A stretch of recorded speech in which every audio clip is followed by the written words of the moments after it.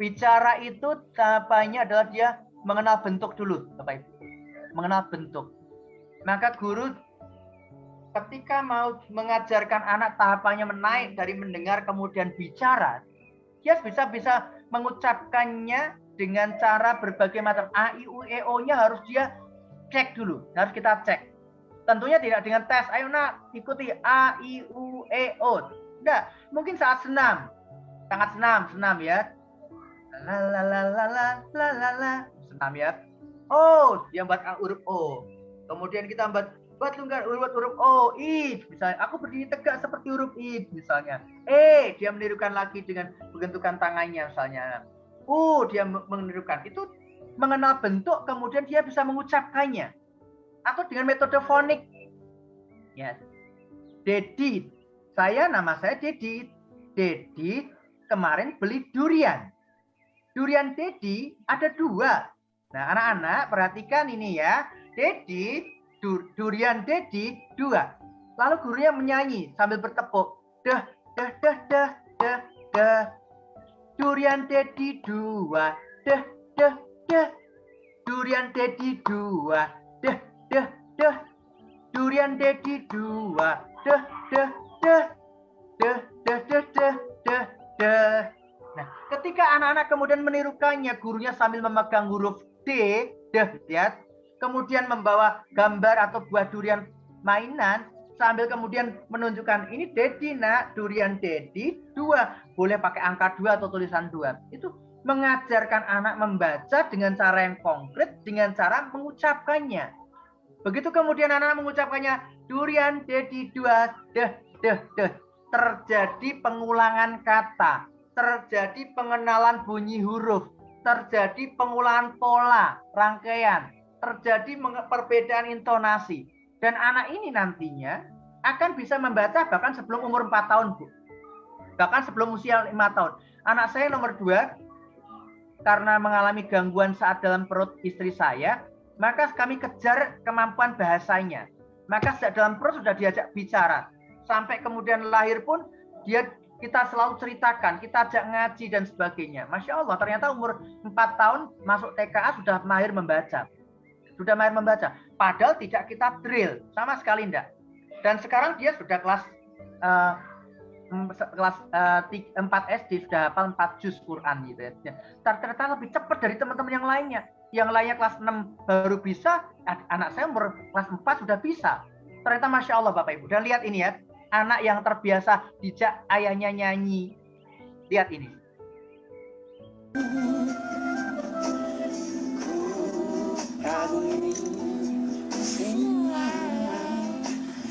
Kamu yang payu indahnya, cantiknya, wajahmu sayang, pengajuk rasa, selembut hatimu, mencariku betapa sayang, dapat ku membayangkan. Dari senyum bibirmu itu, menyukai nyata, aku tahu semua. Betapa dahsyatnya ya Bunda ya. Anak ini umurnya baru 3 tahun ya, tapi ternyata bisa mengucapkannya dengan sangat ekspresif sekali. Bahkan bunyi hurufnya sudah bisa dia kenal dengan sangat bagus sekali. Coba Bu, kalau anak-anak seperti ini kita sering, itu kemampuan bahasanya tinggi nanti. Ayahnya memperdengarkan, bundanya memperdengarkan saat ngaji di depannya, melihatkan dengan baik, maka anaknya pun akan cepat gitu ya. Kemudian berikutnya adalah membaca. Membaca anak usia 0-2 tahun dilakukan oleh sang ibu ayahnya atau pendidiknya dengan membacakan buku bergambar dengan cara keras, read aloud atau membaca nyaring. Kemudian mengucapkan benda-benda yang dilihat dan dipegang anak. Ketika anak pegang sepatu, oh ini bola ya, oh kamu pegang sepatu ya, oh itu boleh bagi anak yang di bawah umur 2 tahun itu.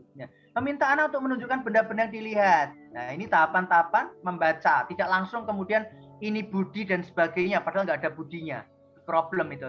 Kemudian juga untuk anak sampai usia 6 tahun, nah bercerita dengan gambar atau buku gambar, ini distimulasi dengan gerak dan lagu. namanya gerak dan lagu berarti apa yang diucapkan itu digerakkan sesuai dengan ucapannya. Nggak ada lagi nyanyi di sini senang, tapi gurunya sambil tepuk tangan. Itu nggak sesuai dengan kaidah mengajarkan membaca pada anak. Kalau mau mengajarkan baca sama anak, ya ketika mengatakan di sini senang, gurunya menunjukkan tempat sambil kita melihatnya. Di sini senang, di sana senang, di mana-mana hatiku senang. Baru nyanyi, gitu ya, sambil digerakkan, gitu ya. Kemudian juga bermain dan bereksplorasi tadi ya, memberikan persepsi, ya, memberikan pemahaman awal dulu pada anak dengan pertanyaan tertutup. Apa yang kau lihat, nak? Ini apa namanya, sayang? Kau pernah lihat di mana? Itu bagian dari persepsinya. Pada saat kegiatan anak sebelum main dengan cara yang konkret nyata ya. Kemudian menstimulasi masa peka membaca anak dengan cara memberikan tulisan pada benda-benda di sekeliling anak. Nah, tuliskan kursi di kursi yang diduduki anak misalnya. Sambil kita suatu hari kita cek dengan kartu kata. Oh, dia bisa merangkai kursi lipat, kursi goyang, kursi sofa, kursi makan dan sebagainya, kursi sekolah. Itu kita bisa kenalkan dengan berbagai macam. Ketika anak sudah bisa mengucapkannya ke kata per kata itu, maka sejatinya dia sudah masuk tahapan berikutnya, membaca itu sudah siap dengan menulis. Nah, saat anak menulis, pelajaran menulis itu dilakukan itu bersamaan sebelumnya, saat anak tadi mendengar tadi dari dan meremas, menggunting, merobek, ya. Nah, kemudian ketika menulis, huruf yang paling penting bagi anak adalah huruf yang tentang namanya sendiri, karena terjadi pengulangan-pengulangan di situ. Utama huruf pertamanya dari namanya. Jadi jangan saya katakan ajarkan anak menulis ini Budi, kalau di sekolah itu, di kelas itu tidak ada namanya Budi. Coba dulu saya waktu kecil SD, Bapak Ibu. Itu seluruh anak dari Aceh sampai Papua yang dikenalkan nama adalah nama Budi, nama Wati, nama Iwan. Masih ingat sampai sekarang itu, Bu. Di Papua, saya ke Papua nggak ada saat itu anak yang namanya Budi, gitu ya. Nggak ada, mereka bingung. Mana Budi itu? Hanya imajinasi, hanya gambar saja yang dia lihat. Kenapa nggak di Papua kita kenalkan nama ini Agustinus, ini Yohanes itu? Ya. Kenapa? Nah, ini yang perlu kita kemudian menjadi di kurikulum Merdeka itu, Bapak Ibu, dari topik yang paling dekat itu bukan tentang sesuatu yang besar itu dulu enggak, tapi yang paling dekat dengan anak. Nah, dulu kaidah-kaidah memilih kata, tema pun kita keliru, dari yang dekat, yang jauh. Nah, akhirnya gurunya menuliskan kata di situ tentang diri sendiri dulu. Padahal sebenarnya belum tentu diri sendiri. Ya, yang paling dekat dengan anak apa saat itu, yang paling mudah dia suka dan ingat gitu. Nah, ini yang Bapak Ibu yang mulia, yang dirahmati oleh Tuhan, maka karena menulis ini paling kompleks, melibatkan visual, penglihatan anak, melibatkan motorik halus anak dulu. Juga penggabungannya antara sensori motorik halus anak dengan apa yang dia lihat. Kemudian juga berkaitan dengan visual spasial, menempatkan pada ruang tertentu, yaitu sebidang kertas ataupun papan tulis dan sebagainya. Ya. Kemudian juga visual auditorial atau memori. Ini udah lebih komplit lagi nanti, yaitu mengenal kembali apa yang pernah dia tulis dan dia dengar. Ini lebih kompleks dan ini tersulit di dalam tahapan bahasa. Makanya dulu almarhum Pak Sulis sebagai ketua PGRI dulu mengatakan bahwa minat menulis guru di Indonesia itu rendah sekali. Ya, padahal harusnya guru itu harus banyak menulis, ya, harus banyak menulis dia, menciptakan hal-hal yang baru dari apa pengalamannya. Nah, di kurikulum Merdeka ini, Bapak Ibu yang tercinta, di dalam evaluasi RPP yang kita buat itu salah satunya adalah kita mereview kembali apa yang akan kita tingkatkan sehingga kita bisa tingkatkan untuk hari esoknya. Nah, seandainya setiap perubahan-perubahan itu kita tulis, ya. Hari ini kami mengajarkan salah satu karakter anak, yaitu peduli dengan cara bercerita. Setelah diadakan kegiatan bercerita, ternyata setelah dicek, ya, anak-anak ternyata yang paham dari 15 anak, ternyata hanya 7 anak. Oh, ternyata hanya 7 anak dengan cerita. Coba besok akan aku tingkatkan bercerita dengan menggunakan media boneka tangan. Jadi anak-anak terlibat di dalamnya. Wah, begitu kemudian dengan cerita yang sama, tapi dimainkan peran oleh anak-anak itu dengan boneka tangan. Ternyata dari 7 anak yang memahami kemarin, sekarang dicek Ada 12 anak yang paham. Oh, meningkat 5 orang anak. Tapi masih belum optimal. Karena masih ada anak yang belum paham tentang apa yang menjadi isi cerita itu. Besok saya rubah lagi strateginya dengan cara bermain peran makro. Anak-anak bermain peran, membuat skenario bersama guru, kemudian memainkan peran itu. Oh, ternyata dia lebih paham. Dari sekian 15 anak, 14 anaknya paham. Oh, ternyata ini akan saya tulis menjadi penelitian tindakan kelas. Akan menjadi sebuah best practice, ya, ataupun pengalaman baik yang akan bisa saya ikutkan lomba suatu hari nanti. Akan aku buat buku cerita nanti. Akan aku buat bagaimana modul untuk pembelajaran penanaman karakter dengan bermain sosiodrama misalnya. Nah, ini Bapak Ibu, ini paling sulit di dalam sebuah tahapan bahasa, yaitu adalah menulis. Bapak Ibu yang tercinta, yang disayang oleh Tuhan, nanti kita jam 12.15 kita akan break. Saya akan sampaikan satu hal dulu tentang pengertian komunikasi efektif. Bapak Ibu yang tercinta, ya ternyata cara yang, kalau tadi komunikasi adalah menyampaikan pesan saja, ya intinya menyampaikan pesan. Tapi kalau efektif ini harus tersampaikan dengan cara yang terbaik dan tercepat, gitu ya. Maka cara pendidik ataupun orang tua memberikan arahan kepada anak agar dan anak menyampaikan gagasan juga kemudian kepada orang tuanya dan suasananya nyaman dan saling memahami. Ini di sini Bapak Ibu ada memberikan arahan kepada anak dan anak menyampaikan gagasan kepada orang tua dalam suasana yang nyaman dan saling memahami. Jadi di sini guru akan mencoba nanti Bapak Ibu mengenalkan sehingga ketika anak ditanya oleh orang tuanya di rumah, dia bisa menceritakannya dengan baik, dengan tepat, gitu ya. Nah, kamu tadi di sekolah ngapain, Nak? Main, Bu. Oh, kok main terus? Lah kapan belajarnya? Nah, anak menjawab, kan aku main itu belajar, Bu. Aku tadi toh mengumpulkan warna-warna dengan warna merah. Ku taruh di wadah yang warnanya merah juga. Aku milih sendiri warnanya, Bu. Nanti warna biru dengan biru, ku ambil wadah yang bentuknya segitiga. Tadi yang bentuknya kotak. Di situ, nah itu ternyata dia bisa menyampaikan idenya dengan orang tua dengan baik. Nah, di situ akan terjadi satu komunikasi yang efektif. Bapak Ibu, ciri-cirinya sederhana dalam komunikasi yang efektif itu. Gitu, ya. Kecenderungan untuk bertanya, anak itu kepo, dia pengen tahu dengan apa yang dilihatnya. Ketika kita kemudian Bapak Ibu ya, bertanya, mengatakan kepada anak-anak, di balik meja Pak Guru ada beberapa ekor cicak. Anak bertanya, Pak Guru benar nggak di situ ada cicak? Menurutmu nak, aku boleh lihat. Atau bahkan ada anak yang tanpa bertanya langsung lari. Mana lihat. Nah, maka Bapak Ibu yang mulia, komunikasi efektif ini akan terjadi kalau ada respon cepat dari anak. Bertanya, cenderung untuk bertanya. Dan ketika proses kita kemudian ketika ada anak bertanya kita balik tanya lagi, menurutmu apa nak? Bagaimana menurutmu? Kira-kira bagaimana? Nanti ketika dia merespon dengan cara melakukan, melihat sendiri, mengalami sendiri, dia semakin yakin kemudian. Bahkan ketika dia semakin yakin nanti suatu hari akan menerangkannya. Nah, ini bagaimana cara seperti ini Bapak Ibu? Maka guru PAUD, guru bukan cara memberitahu anak-anak di balik meja Pak Guru ada 5 ekor cicak. Cicaknya itu nak sedang ditaruh di kerdus untuk nanti kita melihat bagaimana binatang yang diberikan kelebihan oleh Tuhan bisa merayap di tembok. Dia punya selaput khusus yang diberikan oleh Tuhan itu sehingga nanti di telapak kakinya itu dia bisa menempel. Ini namanya memberitahu. Kalau memberitahu seperti itu anak menjadi tidak tertarik lagi kemudian. Ya.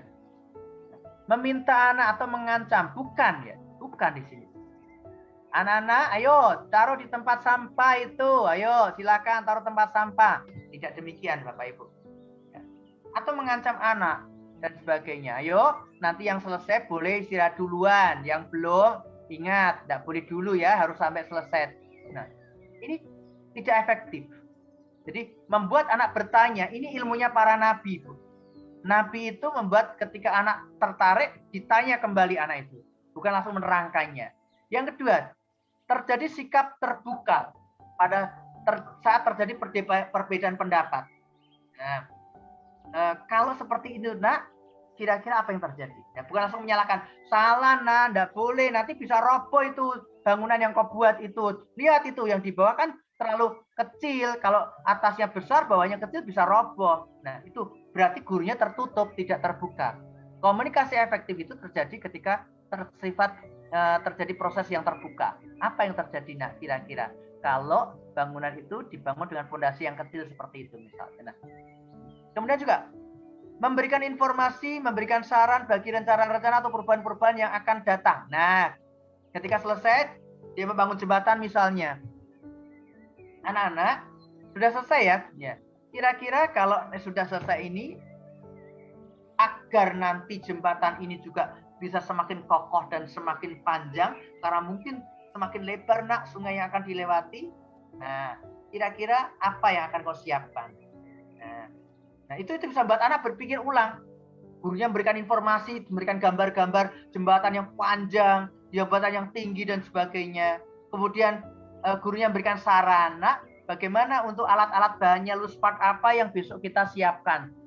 Nah, bisa menyarankan kalau Pak Guru besok membawa bekas talang yang ada di rumah Pak Guru, habis pembangunan selesai, nah, ada talang yang kepakai, apa yang bisa kau lakukan dengan itu nanti. Nah, ini berbagai macam cara bisa kita berikan. Bapak Ibu yang tercinta, ini ada beberapa hal ya. Ini contoh ya, pertanyaan-pertanyaan yang harus kita pahami, karena dalam komunikasi efektif itu pada anak itu yang sering terjadi pada kita adalah munculnya pertanyaan tertutup. Kamu sudah sarapan, nak? Pilih jawabannya ya, nak. Nah, ini pilihannya hanya 2, sudah atau belum, ini pendek aja ya. Kamu sudah makan apa? Nah, itu jawabannya pendek ya, sudah atau belum ya. Siapa yang sudah mandi? Saya. Apakah kamu sedih? Iya, Bu, aku sedih. Aku nggak sedih, Bu Guru. Itu pertanyaan-pertanyaan yang jawabannya hanya sudah atau belum, itulah disebut dengan pertanyaan tertutup. Ini kalau di dalam konsep taksonomi Bloom itu kita masih pada tahap yang paling rendah. Beda dengan pertanyaan terbuka ini. Ya. Cerita lucu apa yang kamu dengar hari ini, nak?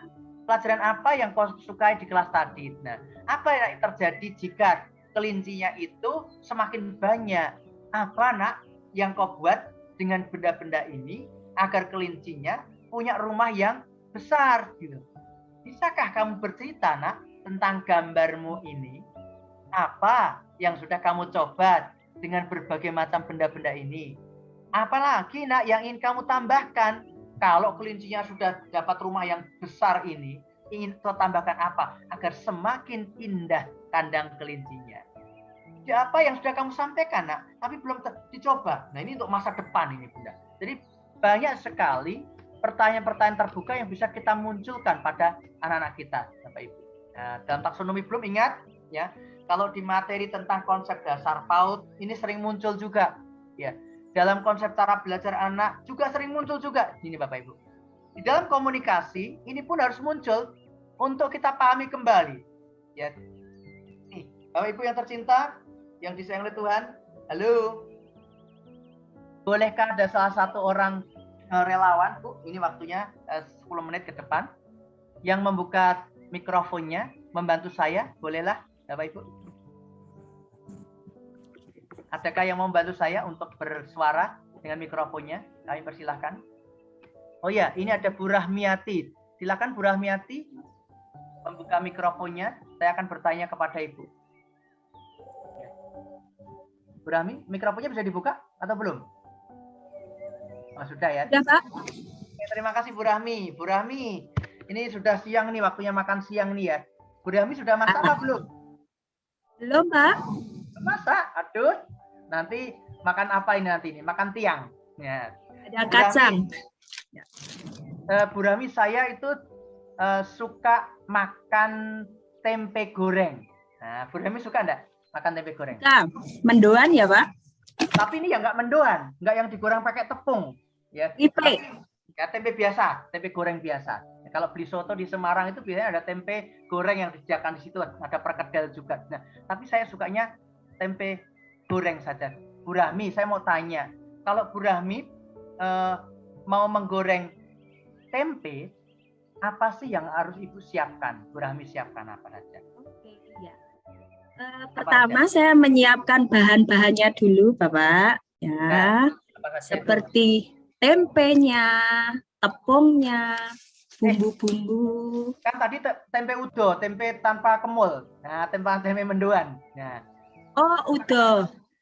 Mau dibacem atau gimana itu? saya maunya tempe goreng. Bu Rahmi, aku mau maunya tempe goreng gitu. Ya, tempe goreng uyah bawang. Gimana itu? Kok ada sebut uyah bawang itu berarti disiapkan Bu Rahmi apa saja tadi itu bumbunya? Tempe, Tempe. kemudian bumbu. Bumbunya apa saja? Bumbunya ada bawang, nanti dikasih ketumbar sedikit, dikasih ketumbarnya. merica. Ya, atau Merica, agak pedas sedikit nanti ya. merica bubuk sedikit. Tambah Ya. apa lagi? Kemudian garam, Garam, terus dicampur dengan sedikit Campur air gitu ya. air panas sedikit nanti untuk Lalu? melumuri tempenya itu. Ya. Nah, setelah itu kemudian digoreng. Begitu ya, Bu Siapkan Rahmi, ya? siapkan minyak dan wajannya dulu toh, Pak. Kemudian Minyaknya sudah dapat apa belum? Berapa kilo? Mereknya apa? ini minyak ini harganya 2 kali lipat beras sih, Pak. Aduh, ya kita nggak bahas minyak yang mahal dulu. Nah, ternyata saya tanya Bu Rahmi secara otomatis tanpa berpikir panjang, Bu Rahmi sudah menyebutkan dengan baik. Maka di sini Bunda, ini yang disebut dengan tahapan kita tahap awal dalam belajar, yaitu adalah mengingat fakta, hal-hal apa, konsep-konsep apa yang sudah pernah kita lakukan. Ini di dalam tahapan taksonomi Bloom ini, tahapan berpikir ini tahapan disebut dengan tahapan paling rendah. Nah, Bu Rahmi, apa sih yang sering kita tanyakan kepada murid kita saat di kelas? Kesehariannya awal-awalnya. Siapa anak-anak yang pagi hari ini ceria dan sudah mandi? Nah, gitu ya. Siapa yang sudah gosok gigi? Coba tunjukkan giginya. Nah, berarti tahapan apa ini, Bu? Tahapan apa ini? Paling rendah, ya. Lower order thinking skill, ya. Kemampuan keterampilan berpikir yang paling rendah. Nah, kalau ini kita lakukan berulang-ulang, ini hanya membuat anak kemudian tidak akan naik levelnya. Ingat taksonomi Bloom, ya. Itu harus sampai kemudian kita kemudian tanya lagi, Bu Rahmi, kenapa sih kok tadi bumbunya dikasih ada merica? Kurang keras, Bu. Sedikit. Suaranya kurang keras. Kenapa Bu Rahmi? Biar ada aroma atau rasa yang agak pedes-pedes dan gurih-gurih gitu loh, Pak. Iya. Kita kasih Kemudian, merica. tambahnya tadi ada bawang. Kira-kira kenapa sih kok ditambahi bawang oleh Bu Rahmi tadi itu? Biar ada harum dan aroma bawangnya itu ada juga, ya? enak. Nah, ketika anak kita tanya dengan pertanyaan tentang mengapa, ya dia kemudian menjelaskan ide-ide, kenapa kok ditambahi ketumbar, kenapa ditambahi dengan bawang, kenapa gitu loh. Nah, itu sebenarnya kita sedang menaikkan level anak dari berpikir yang lot tadi, naik lagi ke tahapan lot yang kedua, yaitu memahami.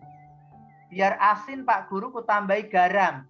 Tadi biar ada aromanya yang merica, aku suka merica Pak Guru, aku suka ada sedikit pedesnya Pak Guru, tapi bukan dari cabai, dari merica. Nah, itu dia sudah mulai memahami. Berarti ini tahapan ini masih lot. Nah, kemudian Bunda, kemudian saya tanya, Bu Rahmi, kalau nanti Bu Rahmi saya ajak ke Semarang, ya, masak tempe goreng sama saya, siap ya Bu ya? Siap, Pak. Nah, itu nanti dimanapun Bu Rahmi bisa melakukan apa yang tadi diceritakan, menerapkan.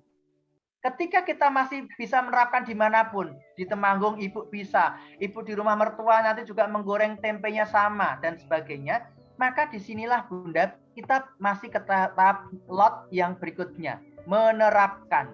Ini masih rendah. Kenapa? Masih hanya untuk diri sendiri dulu. Ya, kalau derajat kita pengen dinaikkan Tuhan itu harus nanti naik berikutnya. Ya. Kemudian saya tanya lagi, Bu Rahmi, kalau nanti kita ke rumahnya Eyang, itu nanti kita goreng tempe, tapi Eyang itu nggak boleh makan yang kolesterolnya banyak. nanti takutnya kalau makan gorengan-gorengan itu nanti kolesterol. Nah, kira-kira gimana ya Bu Raffi ya caranya agar kemudian tempe goreng itu non kolesterol? Ayo silakan. Dibuat baceman saja, Pak Dedi. Maunya Nanti tempe kita goreng Bu, nggak mau dibacem. Maunya tempe goreng. Yang itu sukanya tempe goreng, tapi tempe gorengnya yang tidak banyak mengandung kolesterol. Silakan teman-teman boleh ngetik di room chat, dibantu Bu Rahmi. Bagaimana caranya agar tempe yang dibuat Bu Rahmi nanti non kolesterol, sehingga nanti Eyang yang menghindari itu bisa ikut makan tempe gorengnya. Ayo, kira-kira apa aja nih? Kita cari minyak yang lain yang kolesterolnya Bunda? rendah. Minyak sawit. Waduh, minyak sawit, minyak zaitun. Wah, betul, ada yang mahal itu. Apalagi caranya? Tempe dipanggang, jadi tempe bakar, tempe panggang gitu. Oh, ini mintanya Eyangnya tempe goreng kok. Dikasih tisu penyerap. Oke, berarti sebelum dihidangkan harus diserap dulu, dikurangi sebanyak-banyaknya minyak yang terserap oleh tempe. Betul ya Bu Rahmi ya? Ya, Apalagi? bisa. Ganti Di dengan blower. minyak tadi. Di blower. Di blower. Disebuli. Minyaknya minyak jagung. Wow, minyak jagung. Yang penting kering nanti jadinya. Tetap apa lagi? Jangan pakai jelantah. Wah, ini aja yang sisa jelantah ini.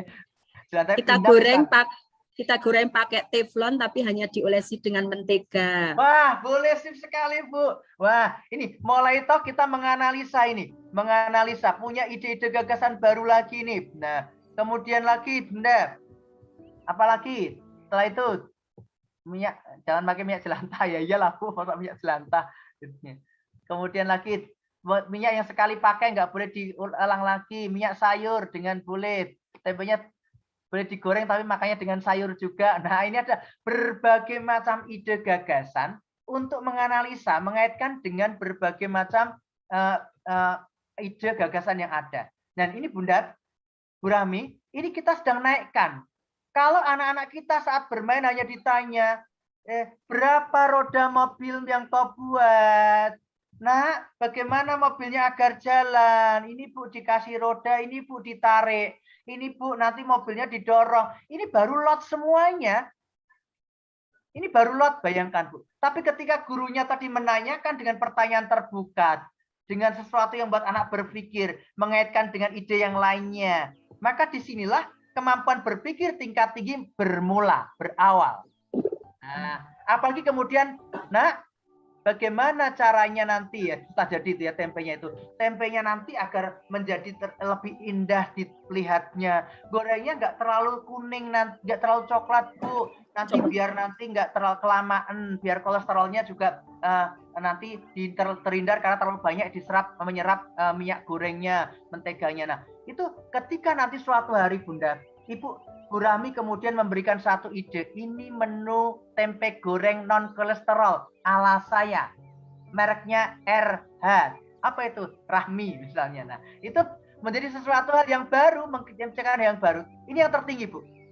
Ketika muncul ide-ide gagasan baru yang tercipta dalam bentuk karya.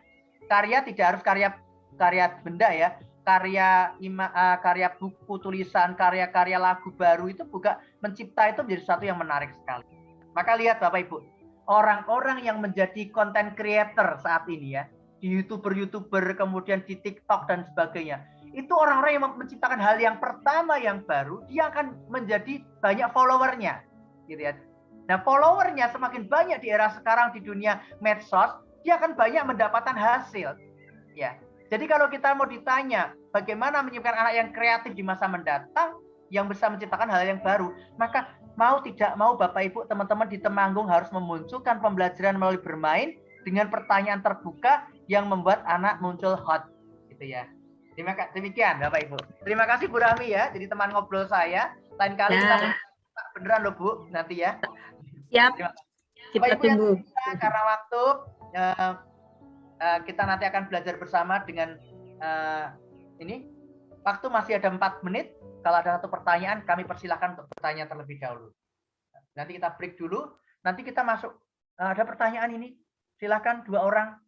Masuk dulu Bunda. Bu Mahar siapa Bu ini Bu? Bu Maharani Pak. Di sini tulisannya Mahar doang. Iya. Akan Sudah dengar memahami. suara saya, Pak? Dengar jelas sekali, Bunda. Iya, begini. Jadi saya itu termasuk produk bahasa ya, Pak ya. Saya belajar bahasa 8 tahun dulu dan itu memang susah sekali kalau bahasa itu nggak sesuai urutan, Pak, belajarnya. Iya. Jadi saya merasa berat kalau di bahasa itu yang diajarkan dulu adalah menulisnya. Dan itu saya baru sadar sekarang betapa susahnya anak-anak juga seperti saya mungkin ya kalau diajarkan langsung dengan calistung seperti itu. Nah, Pak, di sini saya ada masalah kalau di lembaga saya ya. Saya itu pernah mengajak anak-anak untuk bercerita. Jadi saya ajak anak-anak untuk ayo anak-anak siapa lagi yang mau cerita seperti itu. Tapi ada salah satu anak itu yang dia memilih diam terus Pak, dia nggak mau dia tidak mau apa namanya bercerita apa saja yang dicerita yang pernah dialaminya itu dia nggak mau cerita sama sekali.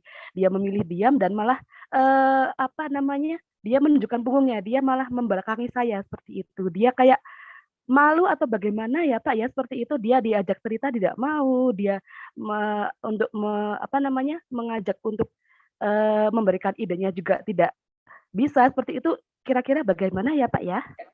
Rani Retno Wulansari, ini namanya panjang 4 gerbong kereta ini ya.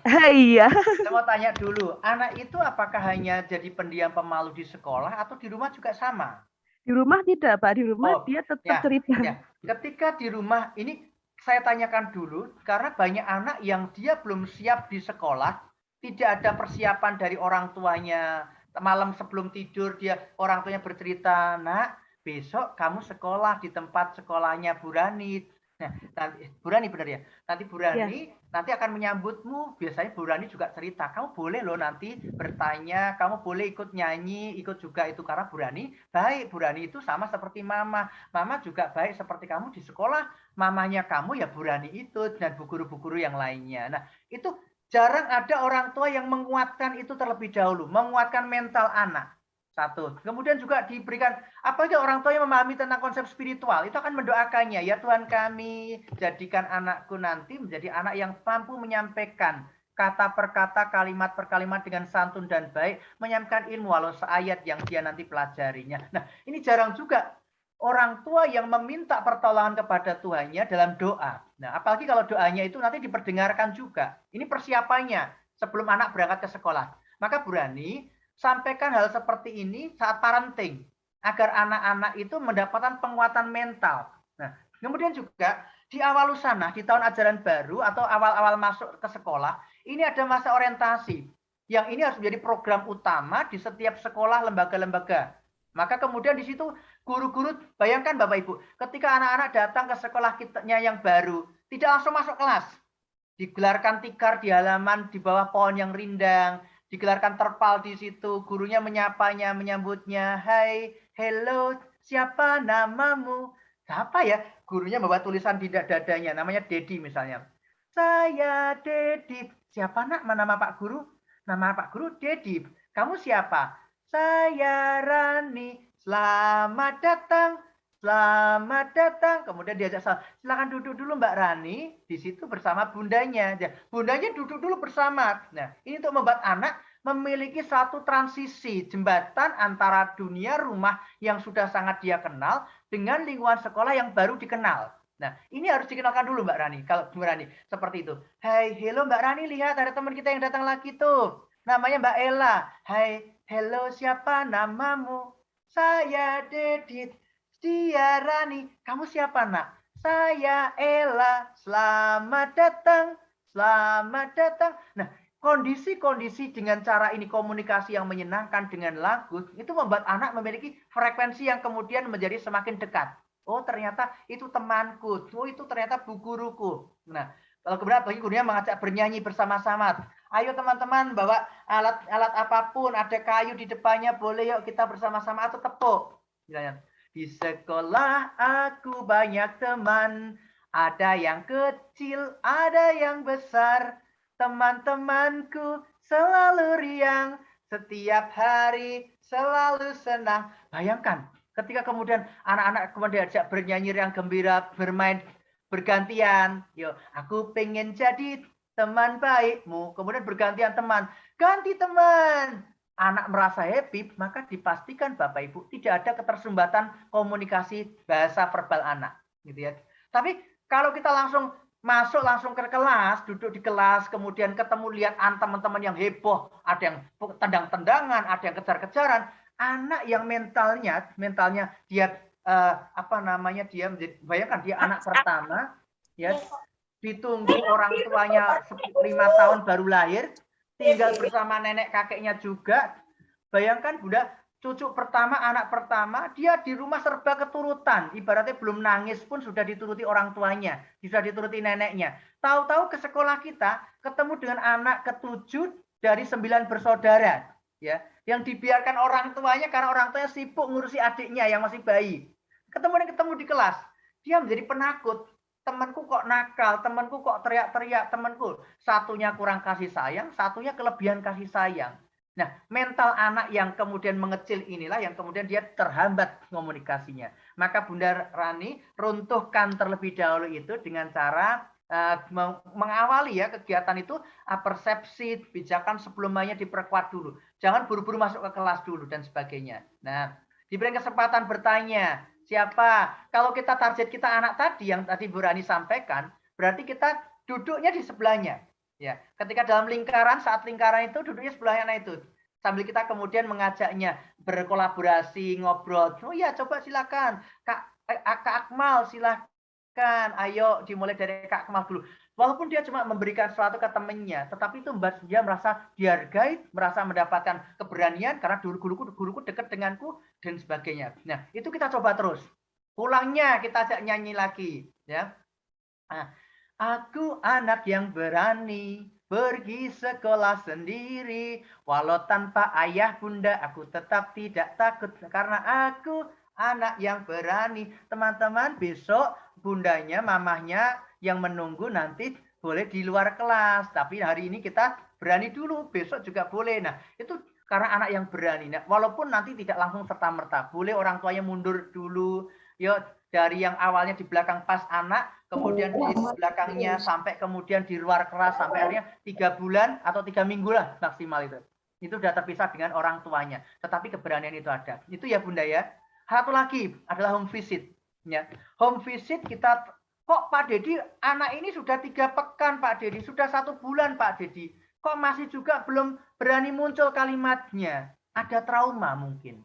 Karena mungkin dia pernah dipukul temannya. Atau mungkin ketemu dengan orang tua temannya, karena dulu dia merebut mainan temannya, orang tuanya marah kepada dia. Dia trauma, ada juga yang seperti itu. Sehingga dia nggak berani kemudian berbicara. Nah, kalau seperti itu memang harus home visit kita, kunjungan ke rumah, kita gali kembali bersama, kalau perlu kita bekerja sama dengan orang tua, kita main di rumah anak itu beberapa saat bersama, misalnya dengan ring donat, menggelindingkan roda dan sebagainya bersama anak itu, sambil kemudian kita cari tahu, di sekolah kamu ada yang kamu suka siapa saja? Aku suka ini Pak Guru, tapi yang itu aku nggak suka. Kenapa? Aku dulu dipukul, aku nggak salah. Aku tuh nggak nginjak kakinya, yang nginjak itu teman sebelahku, tapi aku dipukul. Nah, oh berarti ada trauma. Nah, ini bisa katakan, oh maafkan ya sayang, karena dia nggak tahu yang ternyata menginjak bukan kamu, ternyata teman yang lain. Besok Bu Rani akan sampaikan sehingga nanti temanmu itu minta maaf kepadamu. Nah, ini menjadi solusi untuk menguraikan problem anak itu terlebih dahulu. Karena bisa jadi ada anak yang seperti itu. Bisa jadi pola asuh. Orang tuanya sering mencela. Awas, ayo enggak boleh, nanti jatuh. Ayo nak, itu pilihnya orang, nanti kalau rusak. Ya. Nanti di sekolah harus gini. Kalau orang tuanya gaya pengasuhannya otoriter, dipastikan anaknya ketika keluar rumah dia menjadi penakut juga. Takut salah, takut dimarahi, takut jatuh. Nah, maka perlu orang tua nanti diingatkan. Demikian ya Bu Rani, beberapa tips itu harus dicoba satu-satu, problemnya ditemukan dulu. Apakah dia trauma? Apakah dia tidak tahu cara berkomunikasi? Jangan-jangan ibunya di rumah pakai bahasa Jawa terus, di sekolah gurunya pakai bahasa Indonesia. Nah, dia mau ngomong nggak pede karena mengungkapkannya nggak berani. Nah, itu perlu harus tahu dulu gitu. Bisa jadi seperti itu. Demikian ya Bu Rani ya. Mohon maaf kekurangannya. Satu lagi nih, tapi waktunya udah habis. Mohon maaf. Kita break dulu ya. Kita break dulu Bunda. Mohon maaf pertanyaan yang lainnya nanti dulu. Mohon maaf Bu Ella. Mohon maaf yang lainnya. Kita istirahat dulu. Ya teman-teman silakan istirahat sampai jam 13, nanti jam 13.00 kita mulai lagi. Begitu ya Pak Dedi. Untuk pertanyaan selanjutnya ditahan nanti habis istirahat. Terima kasih Bu Erna. Semuanya makan dulu, sholat dulu semuanya yang muslim, kami silakan. Terima kasih sekali lagi, mohon lahir batin.